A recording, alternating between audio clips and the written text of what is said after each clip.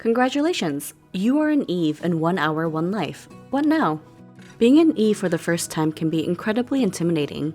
You're faced with a part of the tech tree that you've likely never faced before, and you have no idea where to start. No worries, I've got you. The Eve has two main priorities: naming the family and establishing a well. You want to name yourself as soon as possible so that your babies will have a family name to pass down. Type I am and whatever name you want for your family. Your character will name themselves Eve of that name, or whatever the closest valid name is. Establishing a well site is a little bit trickier. Running too far north or south will cause you to be homesick, which means you cannot have babies. This can be advantageous if you want to do some prep before you start having babies, but your well site should ultimately be in your home band. Find the fault line on the ground. They appear every 40 tiles north and south. Running along the fault line, every 40 tiles there will be a spring, an iron vein, or waystone. A well site dries up nearby springs and opens up iron veins within 160 tiles. Look for a natural spring close to iron veins, as well as natural resources such as tool, clay and ponds and swamps, and soil in the green areas. Once you find a suitable natural spring, create a home marker by cutting down a sapling with a sharp stone. Pick up the skewer, place it on an empty tile, and hit it with a round stone. This will create a home arrow on your screen that leads back to that tile.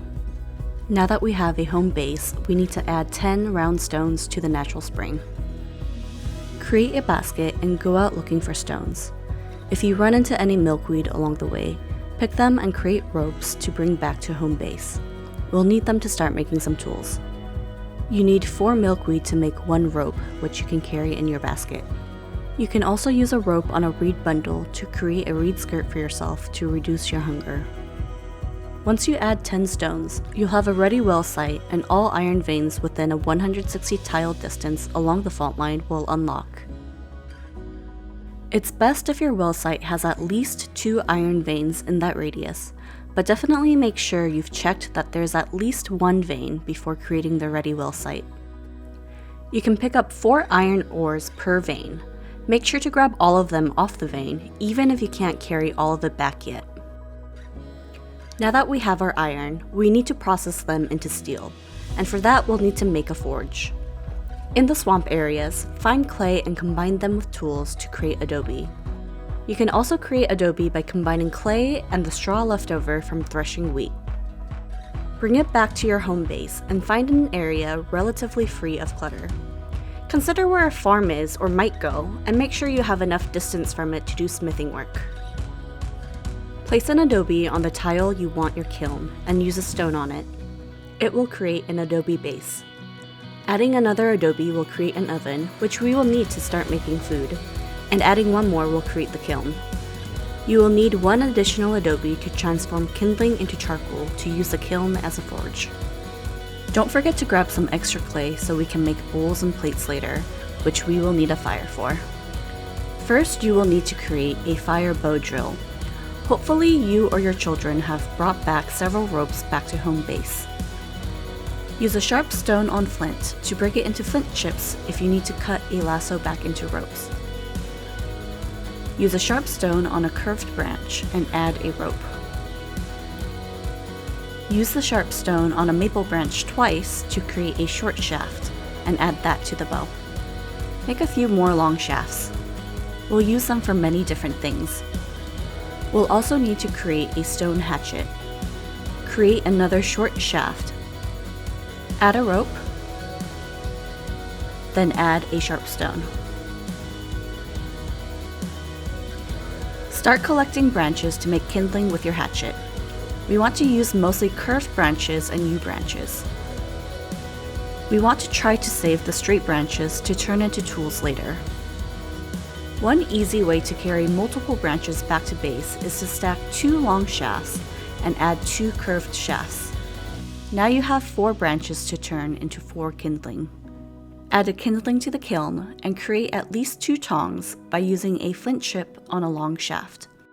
To light a fire, gather a leaf from a poplar or maple tree and tinder from a juniper tree. Place a tinder where you want your fire to live. Grab your fire bow drill and click a long shaft to create embers. Grab your leaf and click on the shaft with embers. Carry the leaf over to your tinder pile. Once the tinder is burning, add your kindling. You have now discovered fire.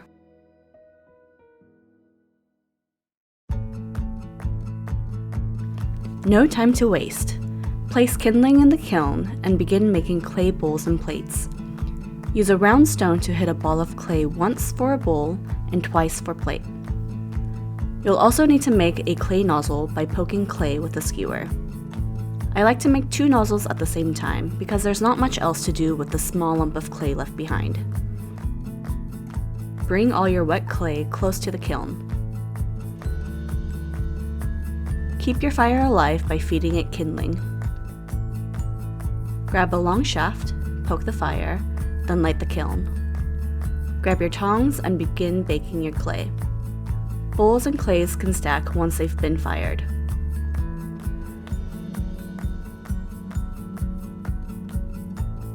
A kiln stays lit for 30 seconds. Quickly fire all your clay and cover the kiln with an adobe to transform the kindling into charcoal. We'll hunt for rabbits and use rabbit skin to make the bellows. Make a snare by making stakes out of a straight branch, then add a rope. Place the snare on a family rabbit hole in the yellow biome. For bait, find a flat rock in the gray biome and dig up a burdock root from the green biome. Mash a burdock on the flat rock with a sharp stone and add the bait to the snared hole. The rabbit will soon come out and become trapped. There is enough bait for 3 rabbits, so go ahead and continue catching them. Skin the rabbit with a flint chip, skewer it, and cook it over hot coals when the fire goes out. Eat the rabbit and grab its bones. Use a flint chip on the bones to create a needle and add a thread. I made a mistake and sewed the skin to make a loincloth, but that's okay. It will keep me warmer than my reed skirt. Use a flint chip on rabbit skin and use needle and thread to make a water pouch. Add the pouch to a pair of tongs and add a fired clay nozzle. Remove the adobe from the kiln and add the bellows to create a forge. We can finally begin processing the iron ore. Find several flat rocks and lay them out by the forge.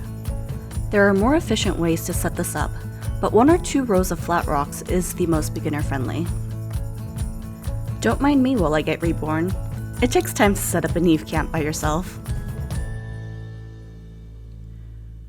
You'll need a round stone, tongs, and your pile of iron ore ready. Fire up the forge and use your tongs to pick up an iron ore and heat it in the fire. Place a hot iron on the flat rock and do that again 2 more times. Use a round stone to make wrought iron and stack the wrought iron into a pile. Continue this process. You have 10 seconds until the hot iron cools and must be heated again, so try to move pretty fast. The forge fires for 30 seconds, so do as many as you can. We need more charcoal to process the wrought iron into steel. Remove the bellows from the forge and place more kindling inside. Don't waste a kiln fire if you have any clay to bake, such as this crock I made by combining 2 wet clay bowls. Once you've baked all your clay, cover with the adobe again to make the charcoal. Meanwhile, place a wrought iron into bowls. Remove the charcoal with a basket and place it on an empty tile.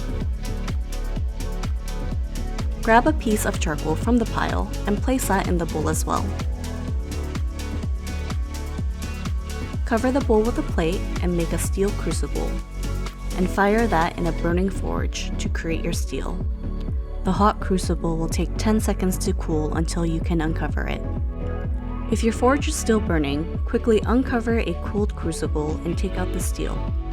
Grab it with tongs and heat it in the forge, then place a hot steel on a flat rock. Hit it with a round stone to create a smithing hammerhead. While it cools, create a short shaft, then attach the head to create your hammer. Now that we have our steel and our smithing hammer, we can finally make our steel tools. Using tongs, heat the steel in a firing forge, place it on a flat rock, and use your hammer to cycle through different tool heads. You can fire up multiple steel at a time, as every time you hit the steel, it resets the 10-second timer to cool. If your well unlocked only one iron vein, make sure to make a mining pick. A shovel and an axe head are also great first tools. Attach them to a long shaft to create your tool. The axe allows you to obtain firewood, giving you a longer lasting fire. With the shovel, we can finally dig the well site to create a shallow well to give your family a reliable source of water. Digging the well unlocks an additional 4 iron at each vein. If you haven't taken the original 4 out of the vein, they are replaced and lost, so make sure that you check each vein before digging the well. Bowls, plates, steel, and a dug well gives the next generation a solid foundation to begin building a real town. You've struggled through foraging and constantly starving, but now with an established well, you've given your family a place to finally call home. May your descendants be many, live happy, and die old.